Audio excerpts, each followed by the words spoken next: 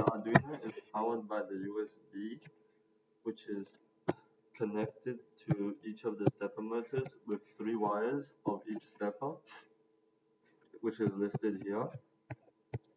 Each of the stepper motors also have the numbers of the pins on the Arduino here. Each of the ground wires are all connected together to the Arduino's ground wire here. All of the motors are connected by the correct color wires that go into the stepper driver.